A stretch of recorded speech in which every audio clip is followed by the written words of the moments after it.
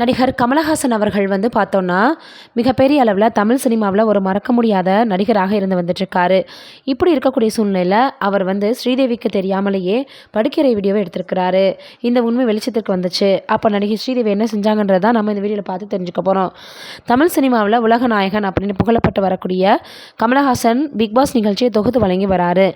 Big pass போட்டியாளர் பிரதீப்புக்கு red card கொடுத்து அவர் வெளியே அனுப்பிட்டார்.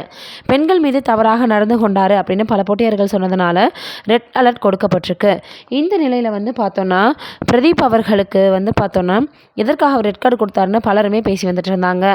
அந்த நேரத்தில் தான் கமலஹாசன் தன் அரசியல் சின்னத்துக்காக இப்படி பேசி அனுப்பி வச்சிருக்கிறாரு அப்படின்னு விமர்சனங்களும் எழுந்துச்சு. இந்த நிலையில் கமலஹாசன் நடிகை ஸ்ரீதேவியுடன் நடிக்கும்போது நெருக்கமான காட்சிகளில் அவர் அருகே தெரியாமல் வீடியோ எடுத்து வெளிநாட்டில் வித்திருக்கிறார் என்ற தகவல் வெளியாகியிருக்கு. பத்திரிகையாளர்கள் இது குறித்து கேட்டபொழுது அதற்கு கமலஹாசன், அந்த வீடியோ பற்றி நான் கேள்விப்பட்டேன், வீடியோவில் இருந்தது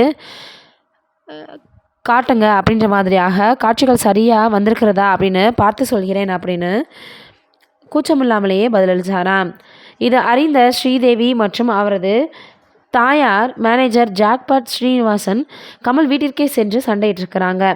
அதே போல் கமல் அவர்கள் அதெல்லாம் உண்மைதான், மேலும் சில காட்சிகள் இருக்கிறது, அதையும் வெளிநாட்டில் விற்று காசு பார்ப்பேன் அப்படின்னு மிரட்டி அனுப்பியிருந்திருக்கிறாரு. அதே போல் அபூர்வ ராகங்கள் படத்தில் நடித்த ஸ்ரீவித்யாவுடன் நெருக்கமாக இவர் பார்த்தோன்னா ஒரு காட்சியில் இருந்திருக்கிறாரு. இப்போ இந்த விஷயந்தான் ரொம்பவே சமூக வலைதளங்களில் வைரலாக பரவி வந்துட்டுருக்கு. நடிகர் கமலஹாசன் அவர்கள் பார்த்தோன்னா என்னடா இது அப்படின்ற மாதிரியாக எல்லோருமே சொல்லி வந்துட்டுருக்காங்க.